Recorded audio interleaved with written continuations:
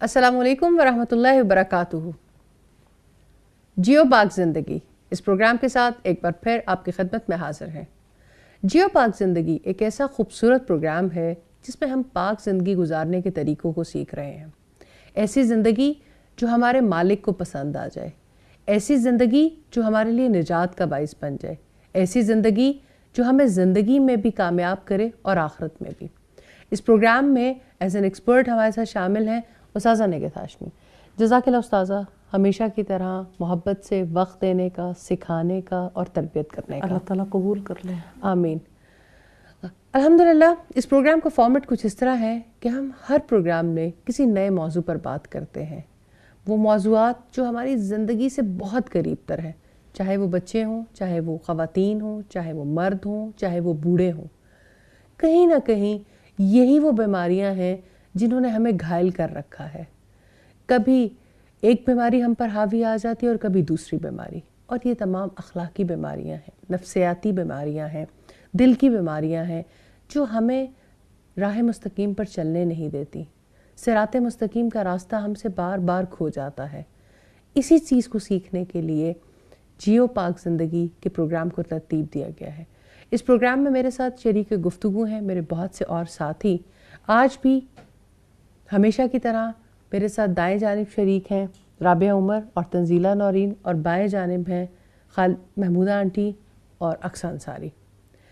آج ہم بڑے اہم موضوع پر بات کرنے جا رہے ہیں جو آج کے دور کا، کرنٹ ٹائم کا بہت پیچیدہ مسئلہ بنتا چلا جا رہا ہے، کیونکہ شیطان کی سازش بڑی سخت ہے۔ ہم بات کریں گے خواہش نفس سے ضبط نفس تک کے سفر کی۔ خواہش نفس کیا ہے؟ خواہش نفس کیسے ابھرتی ہے؟ کس طرح سے بے راہ روی کا شکار ہوتی جا رہی ہیں ہماری جنریشنز؟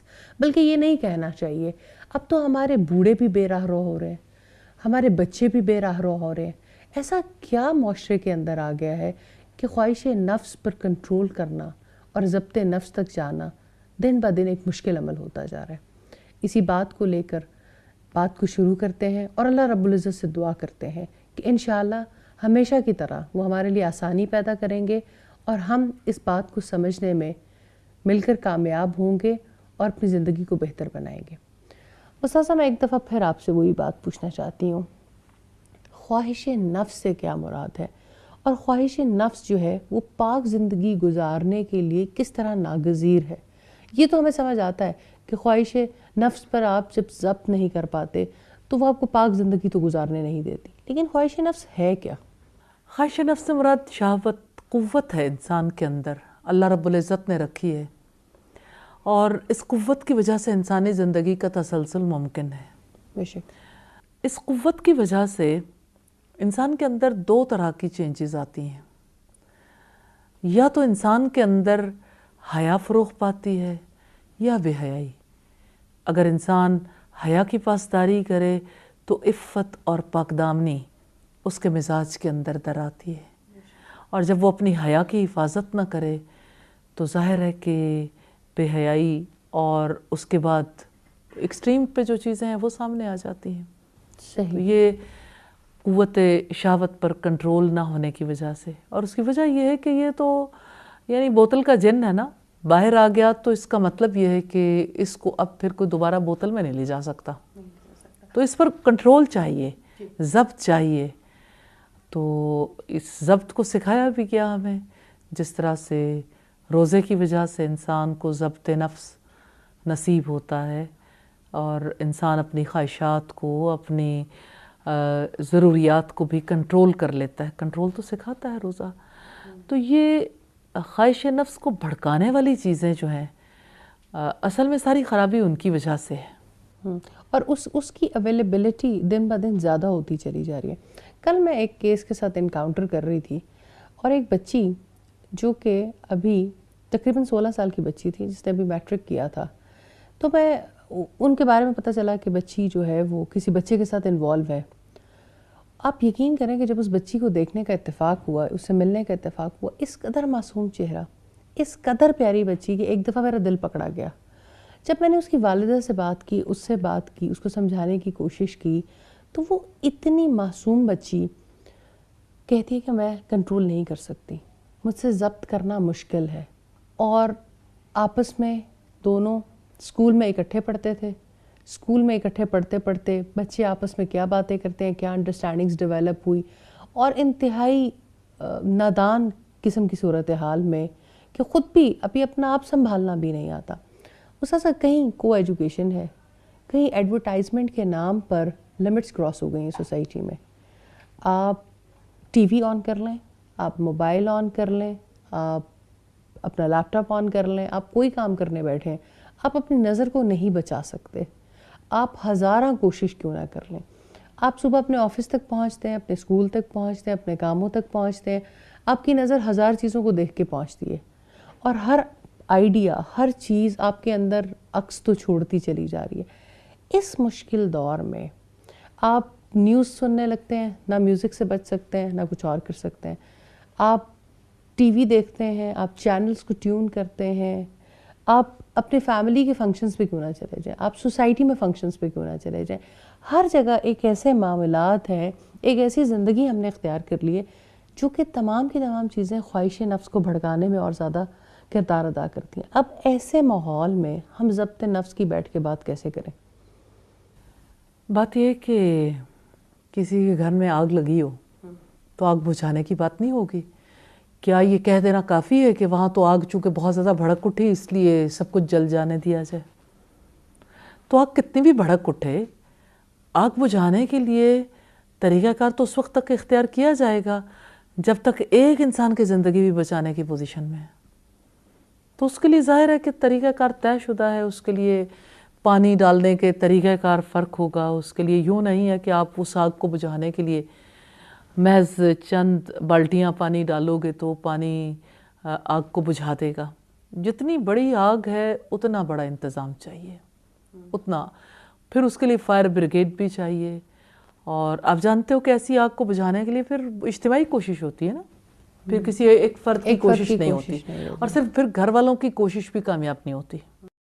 لیکن ان تمام مطلب فیکٹرز کی موجودگی کے باوجود اللہ تعالیٰ نے ہمیں ایک جو الارمنگ سسٹم دیا ہوا ہے وہ تو موجود ہے نا.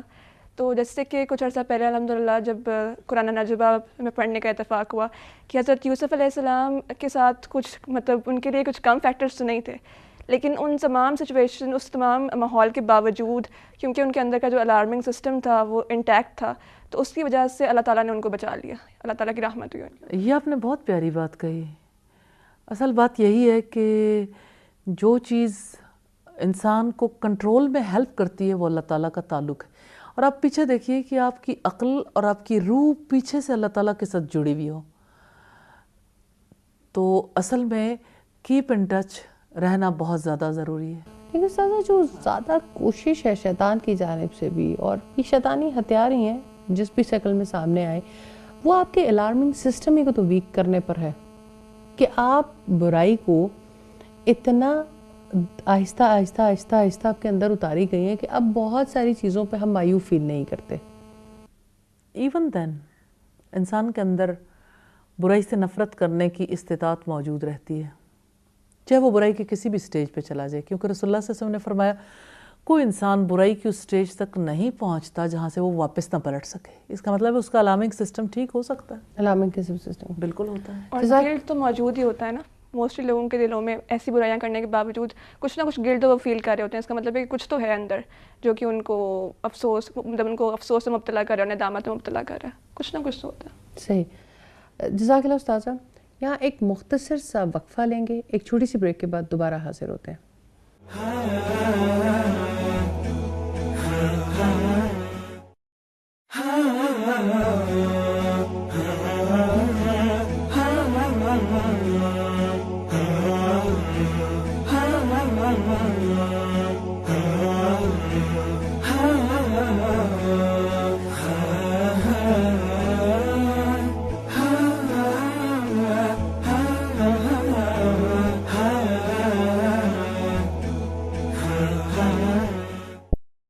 پروگرام میں ایک بار پھر خوش آمدید.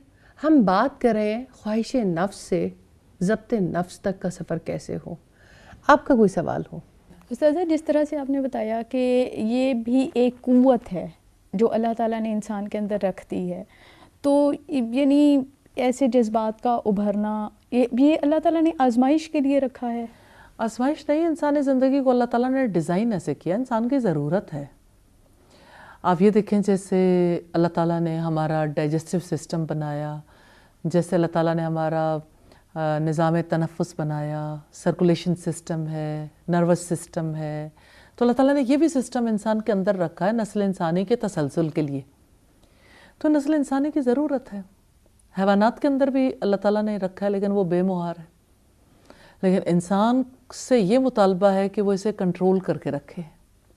تو وہ کنٹرول کرنے کا طریقہ کار کیا ہوگا اس کے لیے؟ کنٹرول ہوتا ہے انسان کے قلب سے، اس کی سماعت سے، اس کی بصارت سے. انسان کا دل اس وقت ناپاک ہوتا ہے اور ناپاک خیالات کی آماجگاہ بن جاتا ہے جب نظر پاک نہیں رہتی. وہ اقبال نے کہا نا کہ نظر پاک ہے تیری تو دل بھی پاک ہے تیرا. تو نظر جب بہت غلط چیزیں دیکھے گی نا، اور کان جب بہت سی خرابیاں سنیں گے تو دل ان کا اثر قبول کرتا ہے. اور دل دراصل ارادے کرتا ہے. خواہشات تو ادھر ہی جنم لیتی ہیں نا.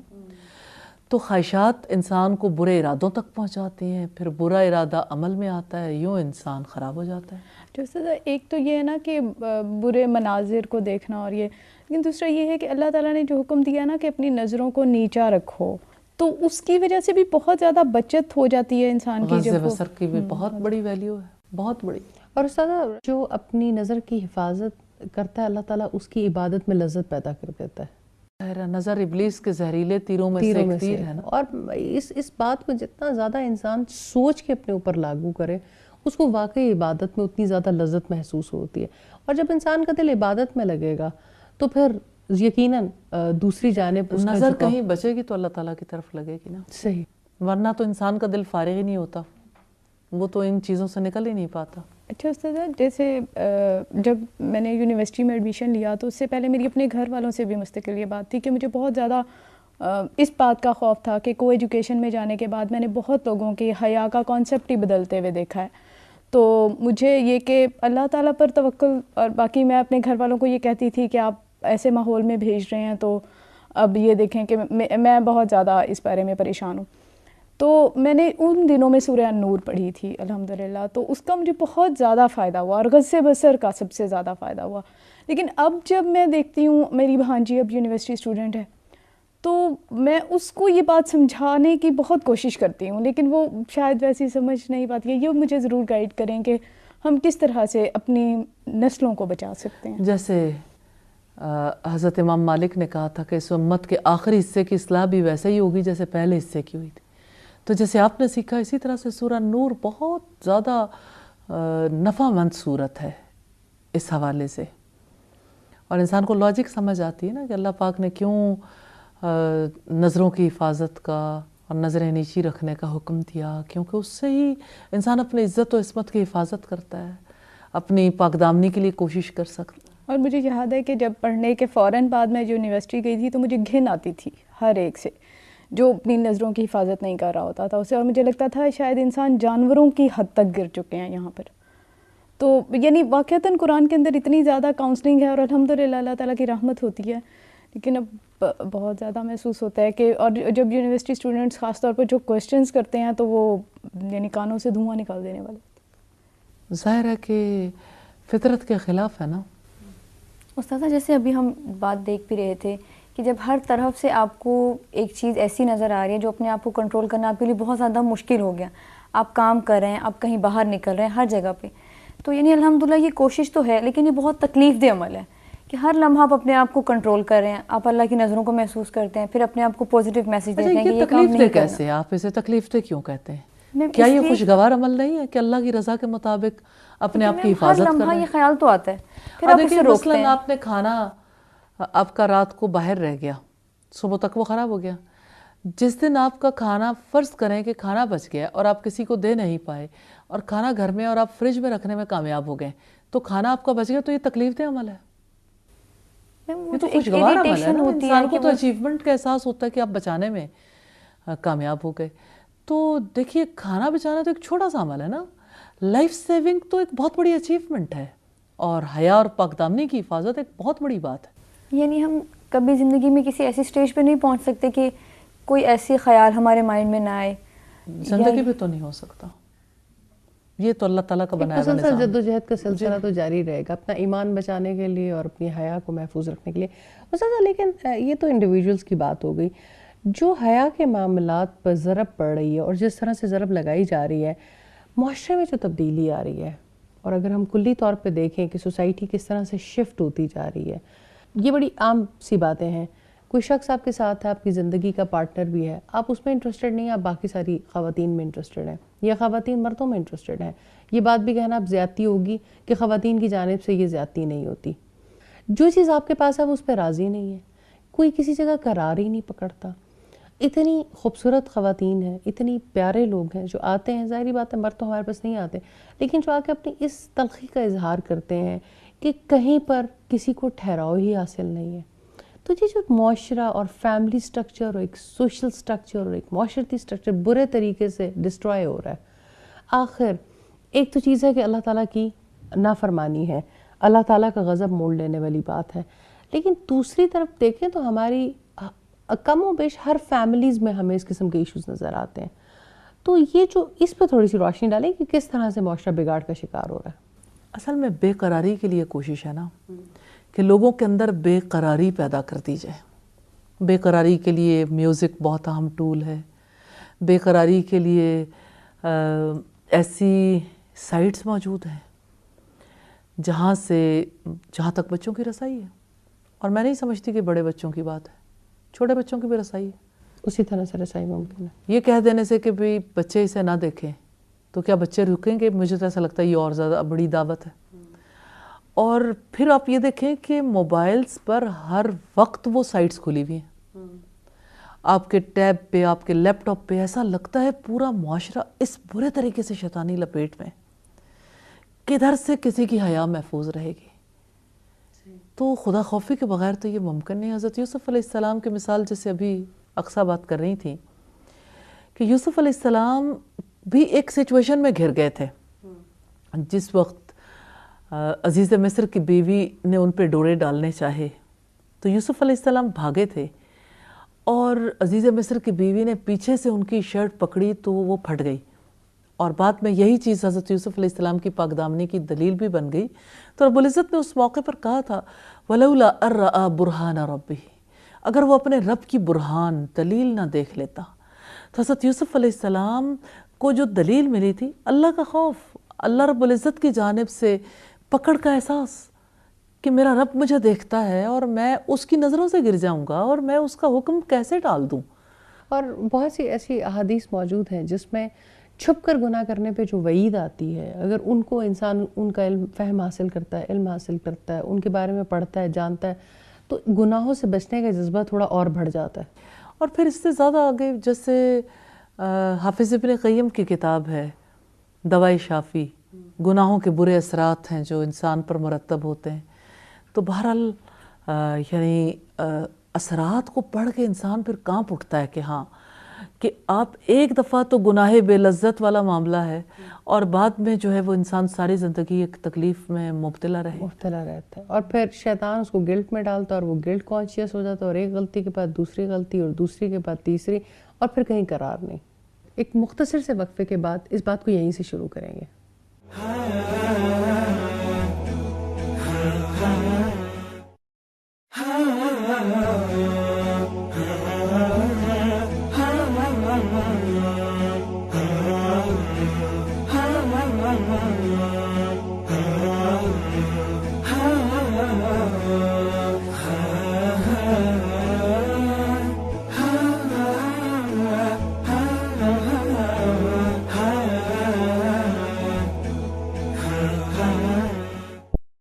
پروگرام میں ایک بار پھر خوش آمدید. اس سے ہم بات کر رہے تھے خواہش نفس سے ضبط نفس تک کی. خواہش نفس کے بارے میں تو ہم نے سمجھنے کی کچھ کوشش کی, لیکن اب ہم ضبط نفس کی بات ہے. ضبط نفس کسے کہتے ہیں اور یہ کیسے ممکن ہے؟ ضبط نفس سے مراد صبر ہے، اور صبر جو ہے وہ کسی لاجک سے ہی آتا ہے. جیسے نبی صلی اللہ علیہ وسلم نے خواہش نفس کے کنٹرول کے لیے یہ حکم دیا تھا کہ اے گروہ نوجوانان، اگر تم استطاعت رکھتے ہو تو نکاح کر لو، اور اگر تم اس کی استطاعت نہیں رکھتے تو روزے رکھو. تو روزہ ضبط نفس کے لیے بڑا اہم ٹول ہے. اور اسی طرح سے ہماری تو ساری عبادات ہمیں ضبط نفس سکھاتی ہیں. جیسے نماز ہے تو نماز کے بارے میں فرمایا کہ نماز برائی اور بے حیائی سے روکتی ہے. ان الصلاۃ تنہی عن الفحشاء والمنکر. تو برے کاموں سے اس لیے روکتی ہے کہ نماز اللہ تعالیٰ کی یاد ہے. انسان کنیکٹ ہو جاتا ہے نا اللہ رب العزت کے ساتھ. جب اللہ پاک کو یاد کرتا ہے، جب اس کی نظروں کا شعور ملتا ہے، جب انسان اس پہ نظریں لگا دیتا ہے، تو نماز کی وجہ سے اسے ایسی پاور ملتی ہے جس کی وجہ سے وہ مقابلہ کر سکتا ہے. اور نماز سے پڑھنے سے پہلے بھی جو پروسیجر ہے، یعنی آپ وضو کرتے ہیں، آپ نیت کرتے ہیں، تو کتنا خوبصورت انداز ہے اپنے آپ کو پاک صاف کرنے کا. جی، اس میں اگر آپ دیکھیں تو انسان اپنے ہاتھوں کو دھوتا ہے، اپنے کلی کرتا ہے، ہاتھوں کو دھوتا ہے. تو رسول اللہ نے فرمایا، ترمذی کی روایت ہے کہ جب کوئی شخص یعنی وضو کے لیے ہاتھ دھوتا ہے تو اس کے پانی کے قطرے زمین پر بعد میں گرتے ہیں، اس کے گناہ پہلے معاف کر دیے جاتے ہیں. پاکیزگی کا ایسا زبردست طریقہ ہے. تو طہارت کے بعد جس وقت وہ نیت کر کے اللہ تعالیٰ کے آگے ہاتھ کھڑے کر کے سرنڈر کر دیتا ہے اور کہتا ہے اللہ اکبر، تو وہاں سے اس کا اور اس کے رب کا کنیکشن جڑ جاتا ہے، جس کی وجہ سے اسے قوت ملتی.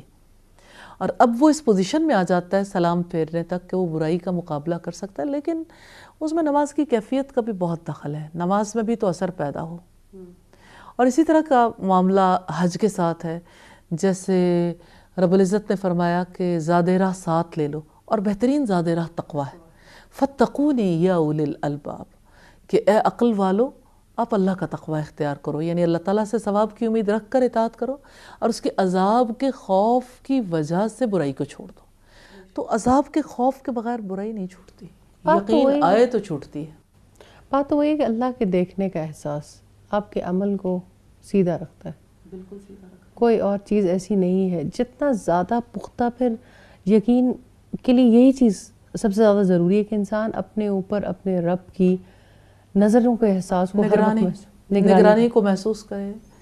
آپ دیکھیں عام طور پر انسانوں کی نگرانی میں بھی لوگوں کے اعمال اور لوگوں کی ایکٹیویٹی، ان کی کارکردگی اچھی ہو جاتی ہے. وہ تو جہانوں کا بادشاہ ہے. اس کا مطلب تو یہ ہے کہ جب سوسائٹی میں ہم دیکھ رہے ہیں کہ برائی عام ہو رہی ہے اور ہر طرف سے فورسز بھی ہیں، تو دوسری چیز جو سوسائٹی میں کم ہوتی جا رہی ہے وہ نماز کا نظام بھی ہے.